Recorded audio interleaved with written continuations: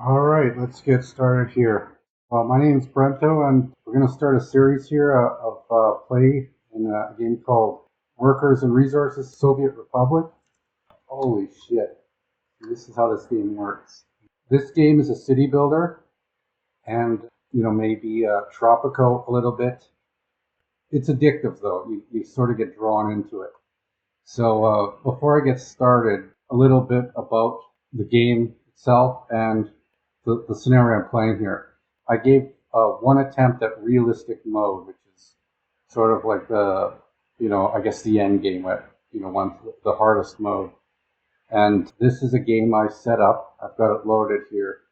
And this game is what you're looking at right now is basically a society that went off the fiscal cliff.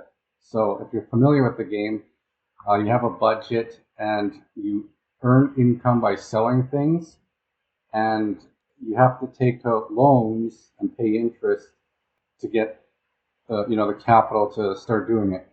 It's supposed to be a communism simulator, but behaves like any other game, kind of.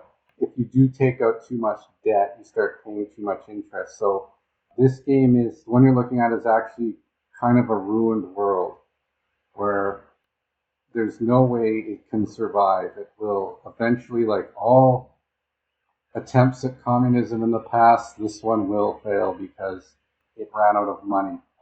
You have an economy and trade in this game, and in this world that I started, the first Mouse Utopia has failed. Okay, in terms of actual production, I produced some money. That's fine. It maybe just slightly negative. The society is a little inefficient, but what's really killing this is the loans I have. I'm like the U.S. here. I went over the fiscal cliff. I took out too much money, and now I got to cut everything, right? But the question is, what did I do wrong? Like in this world, like this is ridiculous. Like the sheer amount of loans I had to take out, and you'll notice too, I have nine rubles. Sometimes I make a little bit of money, but for the most part, I'm always unable to pay my bills. So it looks like a vibrant society. You can't tell there's a problem with it. Well, there's the lights flickering, right? This is as far as I could get. So I tried a few things. I tried a solar power plant here. I don't know why the workers don't show up to work to produce electricity. I made some wind turbines here. This was actually not a bad idea. So maybe in the game we're going to start, we'll do this a little bit, but that's not on early tech, so we can't, quite do that immediately. This railroad here, I made this way too early in the game. This was very, very expensive, and in realistic mode, you don't get much money. I think in a game we'll start here, we'll try an electric line, but a much shorter single track. So this is a dump city. This is kind of the motivation of this whole channel. The idea that the concept was, could I make an economy based on garbage? See, I didn't even do this right. I made some buildings that were unnecessary. Like I have this scrap separation facility, and I have this general separation, but the general separation building is the only one that's actually really useful. It's kind of redundant. So I didn't know how these things work. It's my first playthrough. So we're going to do this much more efficiently. The buildings could be better connected. I'm relying on trucks to move things between buildings here. As I go through this series too, I'm going to try to be somewhat informative on how the game works. I'll assume you don't know much about it, and you might either be interested in trying it. It's a very good game. This is currently my favorite game. I haven't had the opportunity to play any video games for a week, so very excited actually to play as much as I can today. Here's another thing, garbage incinerator. I thought this was a cool idea to take garbage and make electricity, but it's not actually the best thing to do with garbage. I found that, and this never even got into operation, is the heating plants. A few more things about how the game works.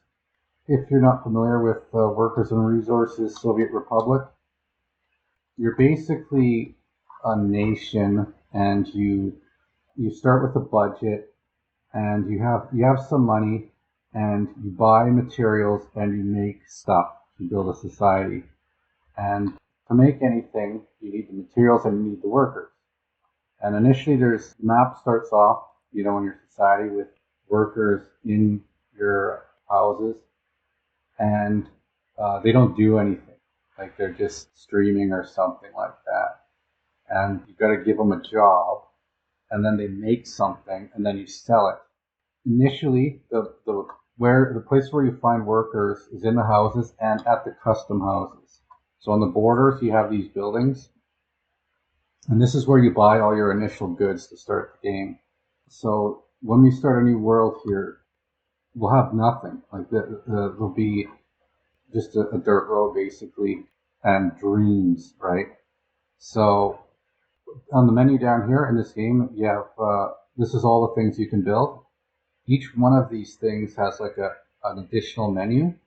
So there's tons of options to build, and you have to give your people a lot of services or they won't work. So unfortunately, unlike a modern capitalist society where you're kind of compelled to work, in the utopian societies, you have to be happy enough to work. The workers themselves have like productivity levels. So there's an average productivity, 37%. So the more basic needs you fulfill with your workers, the more stuff they make. So the idea of the whole point of the game is to create a situation where you make your workers as productive as possible by taking care of them. So it is a very addictive game. You get very compelled in it. Once the story begins, you can't get out of it. So you need things like hospitals. There's also churches. These are important. You can't build these things. This world is now doomed. There's no way to save it. I think just outside the game thinking here. I think if you wanted to really do real socialism, I don't think you'd have interest rates like this. Like it just seems the way interest works doesn't really make sense. Like you think about it, like let's say you borrow $1 million, then you have to pay. Like right now, the interest rate is 10%. Like where does that money go to? Like who's getting the money? I think in a real socialist society, the money would go back to the government. Like it would be a nationalized bank. It wouldn't be independent people taking money out of the nation. So the principle that an individual can get free money because they have money to begin with could be the downfall of Western society. That doesn't make sense. But this version of it doesn't work that way. It has the kind of the modern notion of how finance works, and I don't know if this can work. So that's the thing. I'll try in the next game once we start it here not to go over the fiscal cliff. Like I'll definitely be more prudent.